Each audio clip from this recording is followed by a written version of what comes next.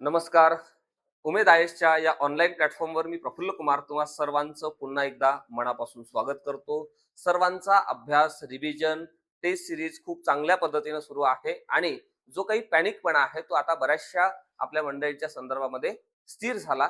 वेगवेगळ्या व्हिडिओच्या माध्यमातून सुद्धा मी तुमच्यापर्यंत पोहोचलो आणि बऱ्याच जणांच्या प्रतिक्रिया सुद्धा माझ्यापर्यंत आल्या आणि जो काही पार्ट माझ्याकडून तुम्हाला देण्याच्या बाबतीमध्ये माझी कमिटमेंट होती YouTube सिरीजच्या माध्यमातून, ती दररोज मी या ठिकाणी घेऊन येणार आहोत. ही बाब या ठिकाणी लक्षात घ्या. आपल्या उमेद आयएसच्या चॅनलवर भरपूर सारे व्हिडिओज आपल्या डिपार्टमेंटल सीडीपीओच्या संदर्भामध्ये आहे. ही बाब या ठिकाणी लक्षात घ्या. त्या सगळ्या संदर्भामध्ये एक फास्ट ट्रॅक बॅच आपण लॉन्च केलेली आहे. अतिशय कमी दिवसामध्ये दोन्ही पेपरची एक व्यवस्थित तयारी, जेणेकरून तुम्ही पासिंग कव्हर करू शकता एवढं सगळं मटेरियल त्या ठिकाणी आपण कंपाईल करून दिलेलं आहे. व्हिडिओच्या माध्यमातून सुद्धा आहे, पीडीएफ सुद्धा आहे आणि त्यामध्ये टेस्ट सिरीज सुद्धा आहे. दुसरी एक बाब अशी की काही मंडळींचं म्हणणं होतं की सर पेपर 2 आम्हाला फक्त स्पेशल द्या, तर तोही आपण दिलेला आहे, ज्यामध्ये नागरी सेवेचे वेगवेगळे नियम, संविधानाच्या बाबी आणि इतर ज्या काही आयसीडीएसचे वगैरे प्रश्न असतील त्या सगळ्या बाबी त्या ठिकाणी कव्हर करून दिल्या. त्यानंतर बऱ्याचशा जणांचं म्हणणं हे होतं की सर आम्हाला फक्त टेस्ट सिरीज पाहिजे. मग त्या टेस्ट सिरीजची सुद्धा बॅच आपण लॉन्च केलेली आहे. आपल्या ऍप्लिकेशनवर जाऊन तुम्ही त्या ठिकाणी ते बघू शकता आणि ह्या टेस्ट अशा पद्धतीच्या आहेत. ही बाब या ठिकाणी लक्षात घ्या. महिला व बाल विकास आजची टेस्ट आहे, टेस्ट क्रमांक 10. विषय आहे महाराष्ट्र नागरी सेवा पदग्रहण अवधी स्वीयत्तर सेवा आक्षेप, निलंबन, बडतर्फी व सेवेतून काढून टाकणे यांच्या काळातील प्रदाने नियम 1981. प्रश्न आहे एकूण 40 गुणांसाठी आहे आणि तुम्हाला हा फक्त 15 मिनिटात सोडवायचा आहे. ही बाब या ठिकाणी लक्षात घ्या. आता तुम्ही हा पेपर व्यवस्थितरित्या सोडवलेला आहे आणि आज आपण आता याची उत्तरं पाहण्याचा निश्चितपणे प्रयत्न करू. पहिला प्रश्न सर्वांसाठी इथे तुम्हाला क्लिअर दिसत असेल, उत्तर देण्याचा प्रयत्न करा आणि उत्तर न आल्यास मी इथेच आहे. ओके, चला पहिला प्रश्न. प्रश्न क्रमांक पहिला, महाराष्ट्र नागरी सेवा पदग्रहण अवधी स्वीयत्तर सेवा आक्षेप, निलंबन, बडतर्फी व सेवेतून काढून टाकणे यांच्या काळातील प्रदाने नियम कधी लागू झाला? एकदम स्पष्ट आहे, साधा सोपा सरळ प्रश्न आहे. मी याला काय म्हणेल? साधा प्रश्न. ओके, मी म्हणेल सरळ प्रश्न. त्याला आपण थेट शब्द वापरलेला होता बॅच मध्ये, तुम्हाला आठवत असेल. थेट प्रश्न आहे, त्याला इझी कॅटेगरी मधला आहे. 15 ऑगस्ट 1981 हे त्याचं काय आहे? करेक्ट आन्सर आहे. ही बाब या ठिकाणी लक्षात घ्या. ओके, चला नेक्स्ट प्रश्न मी घेतो तुम्हा सर्वांसाठी. दुसरा, पदग्रहण अवधी म्हणजे काय? चला सांगा सर्वांनी, पदग्रहण अवधी म्हणजे काय? मी थोडं बाजूला होतो, तुम्ही उत्तर देण्याचा निश्चितपणे प्रयत्न करा. पदग्रहण अवधी म्हणजे पद स्वीकारण्याचा कालावधी, हे त्याचं काय आहे? राईट आन्सर आहे. ही बाब या ठिकाणी लक्षात घ्या. चला नेक्स्ट. आता आपल्याकडे अगदी स्लो मध्ये शिकण्यासाठी खरं तर वेळ नाहीये, तुम्हाला माहित आहे. त्यामुळे मी थोडे हे प्रश्न एकदम फास्ट मध्ये घेण्याचा प्रयत्न करतो. ओके, चला तिसरा प्रश्न आहे, प्रश्न क्रमांक 3. या नियमामध्ये स्वीयत्तर सेवा म्हणजे काय? चला उत्तर देण्याचा प्रयत्न करा. मी थोडं बाजूला होतो म्हणजे तुम्हाला स्क्रीन व्यवस्थितरित्या दिसेल. ओके, चला. स्वीयत्तर सेवा म्हणजे काय? सरकारी सेवेशिवाय इतर सेवा, त्याला आपण काय म्हणतो? स्वीयत्तर सेवा म्हणतो. हे त्याचं काय आहे? राईट आन्सर आहे. ही बाब या ठिकाणी लक्षात घ्या. ओके, चला पुढचा प्रश्न आहे, प्रश्न क्रमांक 4. अखिल भारतीय सेवा अधिकाऱ्यांचे पूरक भत्ते आणि प्रवास भत्ते कोण नियमन करतो? कोण नियमन करतो या बाबतीमध्ये आपल्याला प्रश्न विचारलेला आहे. चला चला, महाराष्ट्र नागरी सेवा नियम हे त्याचं काय आहे? योग्य उत्तर आहे. ही बाब या ठिकाणी लक्षात घ्या. चला त्यानंतरचा प्रश्न आहे, प्रश्न क्रमांक 5. अर्थ निर्वचनाचा हक्क राखून ठेवणे याचा अर्थ काय? चला पर्याय आहे, नियम बदलता येतात, नियम रद्द करता येतात, नियमांचा अर्थ स्पष्ट करण्याचा अधिकार शासनाकडे आहे, कर्मचारी अर्थ ठरवू शकतो. चला उत्तर द्या. सर्वांनी उत्तर देण्याचा प्रयत्न करा. 5 नंबरच्या प्रश्नाचं उत्तर आहे, नियमांचा अर्थ स्पष्ट करण्याचा अधिकार कोणाकडे आहे? शासनाकडे आहे. ही बाब या ठिकाणी लक्षात घ्या. म्हणजे याचं करेक्ट उत्तर हे काय आहे? पर्याय क्रमांक 3 हे याचं योग्य उत्तर आहे. त्यानंतरचा प्रश्न आहे, प्रश्न क्रमांक 6. खालील विधाने विचारात घ्या. एबीसी अशा पद्धतीचे उदाहरण दिले, या ठिकाणी वाक्य दिलेले आहे. यापैकी कोणतं वाक्य बरोबर आहे? म्हणजे या दिलेल्या पर्यायामधून तुम्हाला योग्य पर्याय निवडायचा आहे, असे सुद्धा प्रश्न त्या ठिकाणी असतात. म्हणजे सगळेच प्रश्न हे थेट थेट सरळ सरळ असणार का? नाही. काही प्रश्न कॉम्प्लिकेटेड असणार, काही प्रश्न उदाहरणादाखलचे असणार, काही प्रश्न थेट असणार, काही प्रश्न फॅक्च्युअल असणार, काही प्रश्न व्याख्येवर आधारित असणार, काही प्रश्न जोड्या लावायचे असणार, काही प्रश्न त्या ठिकाणी संकल्पनांवर आधारित असणार आहे. ही बाब या ठिकाणी लक्षात घ्या. ओके, चला 6 नंबरच्या प्रश्नाचं उत्तर मला देण्याचा प्रयत्न करा. सर्वांनी सर्वांनी सर्वांनी उत्तर द्या. ओके, नियम शिथिल करण्याचा अधिकार महाराष्ट्र शासनाकडे आहे. नियम शिथिल हा अधिकार फक्त न्यायालयाकडे नाही. गैरवाजवी अडचण असल्यास शिथिलीकरण करता येते. एकदम बरोबर आहे. म्हणजे काय, ए आणि सी कुठे आहे? ए आणि सी हे 3 नंबर हे त्याचं काय आहे? योग्य उत्तर आहे. ओके, चला यानंतरचा प्रश्न मी तुमच्यासाठी घेतो. प्रश्न क्रमांक 7. सर्वांनी उत्तर देण्याचा जबरदस्त अशा पद्धतीचा प्रयत्न करा. चला प्रश्न क्रमांक 7. आता आपल्याकडे वेळ कमी आहे म्हणून आपण या सगळ्या बाबतीमध्ये स्पीड वाढवलेली आहे. तुमची सुद्धा स्पीड वाढवू द्या. ओके, चला नेक्स्ट क्वेश्चन नंबर 7 उत्तर देण्याचा प्रयत्न करा. चला, शिथिलीकरणासाठी दिलेली विधाने विचारात घ्या. शिथिलीकरणासाठी शासनाला गैरवाजवी अडचण असल्याची खात्री असावी लागते. करेक्ट आहे. शिथिलीकरण मौखिक आदेशाने देता येते. मौखिक देता येत नाही. काय करावं लागतं? लेखी. कुठे आहे? शिथिलीकरण लेखी आदेश दिले जातात. बरोबर आहे. ओके, ए आणि सी हे त्याचं काय आहे? योग्य उत्तर आहे. म्हणजे पर्याय क्रमांक 3 हे त्याचं काय आहे? करेक्ट आन्सर आहे. त्यानंतरचा प्रश्न मी सर्वांसाठी घेतो. प्रश्न क्रमांक 8. चला प्रश्न क्रमांक 8 आपल्याला काय सांगतो बघा. इथे सुद्धा सांगितलेलं आहे खालील विधाने विचारात घ्या. चला सोडवा. खालील विधाने विचारात घ्या. संविधेच्या अटी न्यायालयामार्फत अंमलबजावणी योग्य असतात. त्या अटी नियमांपेक्षा कमी प्रभावी असतात. त्या अटी नियमांपेक्षा अधिक प्रभावी ठरू शकतात. दिलेल्या पर्यायापैकी योग्य पर्याय निवडण्याचा प्रयत्न करा.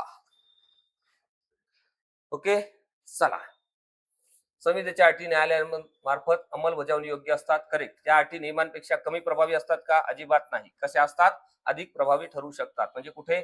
ए आणि सी हे त्याचं योग्य उत्तर आहे. पर्याय क्रमांक 3 हे त्याचं राईट आन्सर आहे. ही बाब या ठिकाणी लक्षात घ्या. आणि सरते शेवटी हे जे काही मी उत्तर सांगतो आहे यानुसार चेक करा. म्हणजे किती प्रश्न सोडवले, त्या वेळेत सोडवले का, आणि सोबतच सर्वात महत्वाची बाब जर काही असेल तर तुमचा पेपर 100 प्रश्नांचा आहे आणि 60 मिनिटांमध्ये सोडवायचा आहे. त्यामुळे तुम्ही वेळेकडे लक्ष देणं खूप जास्त गरजेचं आहे. आणि हा पेपर सुद्धा 15 मिनिटात तुमचा झालाच पाहिजे, याकडे तुम्ही लक्ष द्या. आणि जेवढे काही 20 प्रश्न यामध्ये आहेत ते 20 प्रश्न आपण सोडवले का, वेळेत सोडवले का, त्यापैकी किती बरोबर आले, किती चुकले, ऍक्च्युअल आपला जो स्कोअर आहे तो काय आहे तो आपल्याला शेवटी चेक करायचा आहे. ओके, शेवटपर्यंत तुम्ही सर्वजण हा विषय कंटिन्यू करा माझ्यासोबत. चला 9 नंबरचा प्रश्न. प्रश्न क्रमांक 9. खालील विधाने विचारात घ्या. चला घ्या विचारात. नंबर 1. अधिकारांचा वापर आणि प्रत्यायोजन या दोन्हीसाठी नियम लागू होतात. फक्त अधिकार वापरासाठी नियम लागू आहेत, प्रत्यायोजनासाठी नाही. आणि 3 नंबर मध्ये सांगितलं प्रत्यायोजनासाठीही वित्त विभागाची संमती आवश्यक आहे. चला उत्तर देण्याचा प्रयत्न करा. अधिकारांचा वापर आणि प्रत्यायोजन या दोन्हीसाठी नियम लागू होतात. आपण व्यवस्थितरित्या नियम अभ्यासलेला आहे. हे करेक्ट आहे. फक्त अधिकार वापरासाठी नियम लागू आहेत, प्रत्यायोजनासाठी नाही. हे काय आहे? हे रॉंग आहे. ओके, प्रत्यायोजनासाठी सुद्धा वित्त विभागाची संमती आवश्यक आहे. हे 100% बरोबर आहे. म्हणजे ए आणि सी हे त्याचं काय आहे? योग्य उत्तर आहे. चला ज्यांचे जाणता बरोबर येत आहे त्यांचं अभिनंदन. ज्यांचं बरोबर येत नाही आहे त्यांनी आपलं कन्फ्युजन दूर करा. सगळ्या नोट्स रिवाइज करा. ओके, चला रिव्हिजन नसेल तर प्रश्न चुकतात, एवढी बाब या ठिकाणी लक्षात घ्या. तुम्ही किती भलं मोठं केलं यापेक्षा जे केलं त्याला व्यवस्थित त्या रिव्हिजन करा. बरेचसे लोक काय करतात की परीक्षा आली की पॅनिक होऊन जातात, पॅनिक होतात आणि मुद्दा काय होतो की अडचणीचा बनतो. ही बाब लक्षात घ्या. ओके, चला नेक्स्ट क्वेश्चन नंबर 10. खालील विधाने विचारात घ्या. सवलत मंजूर करणाऱ्या आदेशाची प्रत पाठवावी लागते. 100% बरोबर आहे. ही प्रत लेखी परीक्षा अधिकाऱ्याला पाठवली जाते. करेक्ट आहे. प्रत पाठवण्याची आवश्यकता नसते. बिलकुल चुकीचं आहे. काय मग? ए आणि बी हे त्याचं काय आहे? राईट आन्सर आहे. म्हणजे ए आणि बी हे 1 नंबरवर आहे. आपल्याला विचारलं योग्य पर्याय निवडा आणि या ठिकाणी सुद्धा तुम्हाला पर्याय कोणता निवडा म्हटलेला आहे? योग्य, अयोग्य, चूक असलेले, चूक नसलेले, अयोग्य असलेले, योग्य नसलेले, बरोबर असलेले, चूक नसलेले, अशा पद्धतीचे शब्दप्रयोग या ठिकाणी स्टेटमेंट मध्ये येतात. गोंधळून जाऊ नका. जे काही प्रश्नामध्ये विचारलं ते समजून घेण्याचा निश्चितपणे प्रयत्न करत चला. ओके, हा चला नेक्स्ट क्वेश्चन आहे 11 नंबरचा. खालील विधाने विचारात घ्या. लेखी परीक्षा अधिकारी सेवा पडताळणीशी संबंधित असू शकतो. ओके, त्यांचा संबंध केवळ वेतनाशी असतो. त्याची नियुक्ती कॅग करतो, म्हणजे नियंत्रत्व लेखा परीक्षक करतो. बरोबर आहे. चला 11 नंबरचा प्रश्न सर्वांनी उत्तर देण्याचा प्रयत्न करा. चला प्रश्न क्रमांक 11, लेखा परीक्षा अधिकारी सेवा पडताळणीशी संबंधित असू शकतो. 100% बरोबर आहे. त्याचा संबंध केवळ केवळ वेतनाशी आहे का? नाही. त्याची नियुक्ती कॅग करतो, बरोबर आहे. म्हणजे ए आणि सी हे राईट आन्सर आहे. 3 नंबर हा जो पर्याय आहे त्याचं काय आहे? करेक्ट उत्तर आहे. ही बाब या ठिकाणी लक्षात घ्या. त्यानंतरचा प्रश्न सर्वांसाठी, प्रश्न क्रमांक 12. चला उत्तर द्या. खालील विधाने विचारात घ्या. ओके, चला दन दन दन दन आलं पाहिजे, आता एकदम फास्ट आलं पाहिजे, कारण वेळ आपल्याकडे कमी आहे. कमी वेळेत आपल्याला भरपूर सारे प्रश्न सोडवायचे आहे. या आपल्या टेस्ट सिरीजच्या माध्यमातून सुद्धा खूप सारे प्रश्न मी तुम्हाला देणार आहे की रोज तुमच्या लिमिटच्या बाहेर त्या ठिकाणी प्रश्न सोडवण्याचा प्रयत्न करा. ओके, प्रश्न क्रमांक 12 विचारात घ्या आणि उत्तर मला सांगा. संक्रमण काळ म्हणजे प्रवासासाठी लागणारा प्रत्यक्ष काळ. करेक्ट आहे. यस, संक्रमण काळात विश्रांतीचा वेळ समाविष्ट असतो. असतो का? अजिबात नसतो. आपण पाहिलेलं आहे. नोट्स व्यवस्थितरित्या पहा. आपल्या नोट्स एकदम कट टू कट आहे, टू द पॉइंट आहे, अपडेटेड आहे आणि 2 कलर मध्ये आपण दिलेले आहे. फापट पसारा काय दिलेला नाही. हा काळ मुख्यालयापासून गंतव्यस्थानापर्यंत असतो. अगदी बरोबर आहे. म्हणजे ए आणि सी हे त्याचं काय आहे? योग्य उत्तर. आपल्याला काय विचारलं? योग्य पर्याय निवडा. ए सी कुठं आहे? 1 नंबरवर आहे. म्हणजे काय? पर्याय क्रमांक 1 त्याचं काय आहे? राईट आन्सर आहे. मला चेक करत चला कोणाकोणाची किती बरोबर येत आहे. सरते शेवटी मला सांगा. ओके, चला नेक्स्ट प्रश्न 13 नंबरचा. खालील विधाने विचारात घ्या. पदग्रहण अवधी नवीन पदावर रुजू होण्यासाठी दिला जातो. हा अवधी रजा उपभोगण्यासाठी दिला जातो. जुना कार्यभार सोडल्यानंतर हा अवधी लागू होतो. आता इथे सुद्धा तुम्हाला विचारलेलं आहे की योग्य पर्याय त्या ठिकाणी निवडा. चला 13 नंबरच्या प्रश्नाचं उत्तर मला देण्याचा सर्वांनी प्रयत्न करा. चला, पदग्रहण अवधी नवीन पदावर रुजू होण्यासाठी दिला जातो. 100% बरोबर आहे. हा अवधी रजा उपभोगण्यासाठी दिला जातो का? असं काही नसतंच. म्हणजे हा लॉजिकच लागत नाही, याला काही ज्ञान सुद्धा लागत नाही, असे काही प्रश्न त्या ठिकाणी विचारले जातात. ही बाब लक्षात घ्या. म्हणजे तुमच्या मॅच्युरिटीवर आधारित सुद्धा काही प्रश्नांची उत्तरं तुम्ही देऊ शकता. जुना कारभार सोडल्यानंतर हा अवधी लागू होते. एकदम बरोबर आहे. म्हणजे काय? ए आणि सी त्याचं राईट आन्सर आहे. म्हणजेच पर्याय क्रमांक 1 हे याचं योग्य उत्तर आहे. हे राईट आन्सर. ओके, चला त्यानंतरचा प्रश्न आहे प्रश्न क्रमांक 14. चला सर्वांसाठीचा प्रश्न आहे. अगदी सोपा आहे. कसा आहे? सोप्या कॅटेगरीतला प्रश्न आहे. प्रश्न क्रमांक 14चं उत्तर मला सर्वांनी सांगा. चला स्पीड वाढवा, स्पीड वाढवा, स्पीड वाढवा. प्रश्न क्रमांक 14. चलो चलो चलो चलो चलो, कट टू कट होऊ द्या, कट टू कट होऊ द्या. काय म्हणते? पदग्रहण अवधी नियम 10 नुसार दिला जातो. एकदम 100% बरोबर आहे. नियम 11 मध्ये स्वतंत्र अवधी दिला जातो नाही, असं काही दिलेलं नाही. नियम 11 हा नियम 10 शी संबंधित आहे. 100% बरोबर आहे. म्हणजे काय? ए आणि सी हे काय करेक्ट आहे. आपल्याला काय विचारलं? योग्य पर्याय निवडा. कधी कधी आपल्याला चुकीचं निवडा असं सुद्धा विचारलं जातं. त्यामुळे पर्याय व्यवस्थित दिलेले आहे ते वाचणे, इन्स्ट्रक्शन व्यवस्थितरित्या वाचणे. बऱ्याचशा लोकांचं काय होते की प्रश्न न समजून घेता आपण उत्तराची घाई करतो आणि त्यामध्ये प्रश्न चुकतो. मी जर तुम्हाला विचारलं जेवण झालं का आणि तुम्ही सांगत आहे उत्तर की काय सर आत्ताच नाश्ता झाला, हे काय आहे? उत्तर बरोबर नाही आहे. त्यामुळे या ठिकाणी काय विचारलं? योग्य, म्हणजे ए आणि सी करेक्ट. चला ए आणि सी बेस्ट आन्सर आहे. ओके, करेक्ट आन्सर आहे. नेक्स्ट चला प्रश्न क्रमांक 15 वर आपण आलो. खालील विधाने विचारात घ्या. घेतली का विचारात? ए बी सी दिलेला आहे.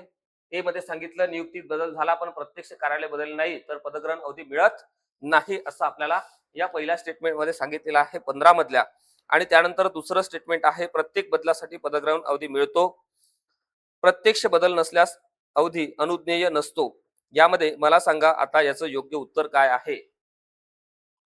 नियुक्तीत बदल झाला पण प्रत्यक्ष कार्यालय बदलले नाही तर पदग्रहण अवधी मिळत नाही. हे काय आहे? करेक्ट आहे. प्रत्येक बदलासाठी पदग्रहण अवधी मिळतो, असं काही मिळत नाही. प्रत्यक्ष बदल नसल्यास अनुज्ञेय नसतो, हे सुद्धा करेक्ट आहे. म्हणजे काय? आपल्याला विचारलं योग्य पर्याय निवडा आणि यामध्ये आपल्याला ए आणि सी कुठे आहे? ए आणि सी 3 नंबरवर आहे, म्हणजे हे राईट आन्सर आहे. ही बाब या ठिकाणी लक्षात घ्या. ओके, चला त्यानंतर मी घेऊन जातोय तुम्हाला आता 16 नंबरच्या प्रश्नाकडे. ओके, चला चला चला चला चला प्रश्न क्रमांक 16चं उत्तर या ठिकाणी सर्वांनी देण्याचा प्रयत्न करा.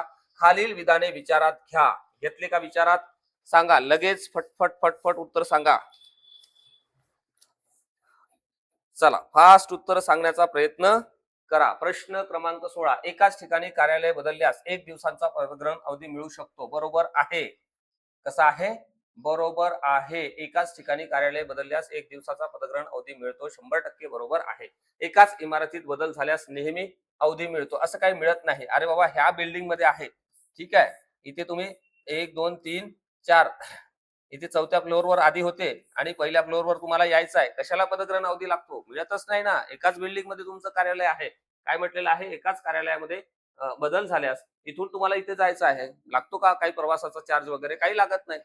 ओके, त्यामुळे हे काही मिळत नाही. बेसिक सेन्स आहे. काही प्रकरणामध्ये अवधी दिला जात नाही. अगदी बरोबर आहे. हे असंच प्रकरण आहे की या प्रकरणामध्ये अवधी दिला जात नाही. जर एकाच इमारतीमध्ये असेल तर 4थ्या फ्लोअरवरून पहिल्या फ्लोअरवर यायला, फर्स्ट फ्लोअरवरून 5व्या फ्लोअरवर जायला काही लागतो का? काही लागत नाही. म्हणून त्यामुळे उत्तर काय येतं बघा. एकाच ठिकाणी कार्यालय बदलल्यास 1 दिवसाचा पदग्रहण अवधी मिळतो. 100% बरोबर आहे. एकाच इमारतीत बदल झाल्यास नेहमी अवधी मिळतो, हे चुकीचं आहे. रॉंग आहे. काही प्रकरणामध्ये अवधी दिला जात नाही. 100% बरोबर आहे. म्हणजे ए आणि सी हे त्याचं काय आहे? योग्य उत्तर आहे. आणि आपल्याला विचारलं योग्यच निवडा. म्हणजे काय? पर्याय क्रमांक 1 हे त्याचं काय आहे? योग्य उत्तर आहे. त्यानंतरचा प्रश्न सर्वांसाठी, प्रश्न क्रमांक 17. चला खाली विधाने विचारत घ्या. पदग्रहण अवधीनंतर सार्वजनिक सुट्ट्या आल्यास अवधी वाढतो. सुट्ट्या मोजल्या जात नाही. सुट्ट्या पदग्रहण अवधीत जोडल्या जातात. 17 नंबरच्या प्रश्नाचं उत्तर मला देण्याचा प्रयत्न सर्वांनी करा. चला योग्य योग्य योग्य सांगा. पदग्रहण अवधीनंतर सार्वजनिक सुट्ट्या असल्यास अवधी वाढतो. सुट्ट्या मोजल्या जात नाही. असं काही नाही, मोजल्या जातात. सुट्ट्या पदग्रहण अवधीत जोडल्या जातात. ओके, ए आणि सी त्याचं काय आहे? योग्य उत्तर आहे. करेक्ट आन्सर ए आणि सी, 17 नंबर. ओके, चला त्यानंतरचा प्रश्न आहे प्रश्न क्रमांक 18 सर्वांसाठी. चलो नेक्स्ट. चला आता आपली स्पीड वाढलेली आहे. तुम्हाला सुद्धा तुमची स्पीड वाढवायची आहे. प्रश्न क्रमांक 18 सर्वांसाठी उत्तर देण्याचा प्रयत्न करा. खालील विधाने विचारात घ्या. पदग्रहण अवधीची कमाल मर्यादा 30 दिवस असते. 100% बरोबर आहे. आपल्याला काय विचारलं? योग्य पर्याय म्हणते. बघू आपण. तयारीसाठी 7 दिवस दिले जातात. 100% बरोबर आहे. प्रवासाचा कालावधी वेगळा मोजला जातो. 100% बरोबर आहे. म्हणजे तिन्ही स्टेटमेंट हे बरोबर आहे. 1 2 3 बरोबर आहे. कुठे 3 बरोबर? वरील पैकी सर्व बरोबर. म्हणजे नंबर 4 हे त्याचं काय आहे? राईट आन्सर आहे. चला चेक करत चला, चेक करत चला. आता आपण एकदम म्हणजे शेवटच्या टप्प्यात आलेलो आहोत. आता सांगा 19 नंबरचा प्रश्न. खालील विधाने विचारात घ्या. योग्य पर्याय निवडा. चला मला सांगा आता फास्ट मध्ये. चला सांगा. संक्रमण काळात नवीन नियुक्ती झाल्यास हा नियम लागू होतो. 100% बरोबर आहे. पदग्रहण अवधी आदेश मिळालेल्या दुसऱ्या दिवशी सुरू होतो. सांगा. पदग्रहण अवधी आदेशाच्या दिवशीच सुरू होतो. सांगा सांगा सांगा. 19 उत्तर. पदग्रहण अवधी आदेश मिळालेल्या दुसऱ्या दिवशी सुरू होतो. पदग्रहण अवधी आदेशाच्या दिवशी सुरू होत नाही. ओके, हे दोन सेंटेन्स थोडेसे तुम्हाला कन्फ्युज करणारे असतील. काही कन्फ्युज होऊ नका. नियमाला एक फ्रेम असते. ऑलवेज लक्षात ठेवा. कायदा असू द्या, तुम्हाला जो काही कायदा दिलेला आहे अभ्यासाला, या कायद्याला आणि नियमाला काय असते? फ्रेम असते. म्हणजेच काय? याला एक चौकट असते. या चौकटीच्या बाहेर प्रश्न तयार होत नाही. फक्त प्रश्न कशा पद्धतीचे येतात त्याचा एक चांगला सराव जर तुम्ही करत असाल तर उर्वरित दिवसामध्ये तुमचं गॅजेटेडचं स्वप्न पूर्ण होते. याबद्दल मला कुठेही काही शंका वाटत नाही. ओके, चला त्यानंतरचा प्रश्न मी घेतो सर्वांसाठी. 20 नंबरचा आणि शेवटचा प्रश्न आहे. चला, आणि त्यानंतर आपण स्कोर काढणार आहोत. सर्वांनी मला स्कोर पाठवायचा आहे. ओके, प्रश्न क्रमांक 20. नियम 18. भारताबाहेरील रजेवरून परत आल्यानंतरचा पदग्रहण अवधी संबंधात खालील विधाने विचारात घ्या असं सांगितलेलं आहे. हा नियम 180 दिवस याहून अधिक परदेशी रजेनंतर लागू होतो. 100% बरोबर आहे. 90 दिवसांच्या रजेनंतरही लागू होतो. 100% बरोबर आहे. परदेशातून परत आल्यानंतर पदग्रहण अवधी मिळतो. मिळतो का? मिळत नाही. ओके, म्हणजे काय? ए आणि बी हे त्याचं काय आहे? राईट आन्सर आहे. ही बाब या ठिकाणी लक्षात घ्या. आपल्याला विचारलं योग्य पर्याय निवडा. आता या सगळ्या संदर्भामध्ये 20 प्रश्नांपैकी किती प्रश्न तुम्ही सोडवले? मला पहिल्यांदा तुम्ही हे सांगा की सर आम्ही प्रश्न एवढे एवढे सोडवले. ओके, प्रश्न किती सोडवले? सॉल्व किती केले ते इथे लिहा. त्यानंतर करेक्ट किती आहे ते इथे लिहा. रॉंग किती आहे ते इथे लिहा. आणि जेवढे चुकले त्याला भागीला 4 करा आणि जे उत्तर येईल ते मिळालेल्या प्रश्नांमधून मायनस करा आणि आलेलं उत्तर त्याला गुणिला 2 करा. ते तुमचे काय असेल, काय असेल हे निश्चितपणे तुमचा स्कोर असेल. असं समजून मी आता तुम्ही काय केलेलं आहे की 20 प्रश्न सोडवलेले आहेत. 20 प्रश्न काय केले, सॉल्व केले. तुमचे 16 प्रश्न बरोबर आले. ओके, म्हणजे चुकले किती प्रश्न, 4 प्रश्न तुमचे चुकलेले आहेत. करेक्ट, एवढं मान्य केलं तुम्ही. 4 चुकले म्हणजे 4 भागीला 4. ओके, 4 एक 4. म्हणजे मला काय करायचं आहे, या 16 मधून किती मायनस करायचे आहे, 1 मायनस करायचे आहे. म्हणजे किती होते, 15. मग 15ला मला काय करायचं आहे, प्रत्येक प्रश्न किती गुणांसाठी आहे, 2 गुणांसाठी. म्हणून मी याला काय करेल, 2 ने गुणाकार करणार. म्हणजे किती गुण, मला 30 गुण. किती पैकी, 40 पैकी. हा काय स्कोर चांगला आहे का, खूप उत्तम आहे. ठीक आहे. ह्या पेपरमध्ये 4 पर्यंत प्रश्न चुकले हरकत नाही, परंतु प्रश्न चुकण्यासारखा एकही नव्हता. हा एकदम त्याला काय म्हणतो आपण, इझी टू मॉडरेट अशा पद्धतीचा हा पेपर होता. कठीण पेपर अजिबात नव्हता. ठीक आहे. वारंवार मी तुम्हाला हे सांगत आलेलो आहो. अशा पद्धतीचे टेस्ट ज्यांना ज्यांना लागतील आपल्या ऍप्लिकेशनवर जा, त्या ठिकाणी तुम्ही टेस्ट सिरीज घ्या. ज्यांना फास्ट ट्रॅक बॅच लागते त्यांनी फास्ट ट्रॅक बॅच घ्या. ज्यांना पेपर 2 लागतो त्यांनी पेपर 2 घ्या. परंतु उर्वरित दिवसामध्ये पैशाची बचत करणे किंवा एवढ्या दिवसात होईल का, तेवढ्या दिवसात होईल का, पण ते सगळा साठा गोळा करून घ्या. काही नसण्यापेक्षा तुमच्याकडे असणं सर्वात महत्वाचं आहे. आपली बॅच ही नंबर 1 ची बॅच आहे, टॉपची बॅच आहे. ही बाब या ठिकाणी लक्षात घ्या. कारण या सगळ्या परीक्षांच्या संदर्भामध्ये शिकवण्याचा मला एक खूप वर्षाचा अनुभव आहे आणि सोबतच मुलाखतीच्या तयारीमध्ये सुद्धा आपण सर्वजण भेटणार आहोत ही आशा मी या ठिकाणी करतो आणि आजच्या सत्रात इथेच थांबतो. सर्वांना खूप खूप धन्यवाद. All the best.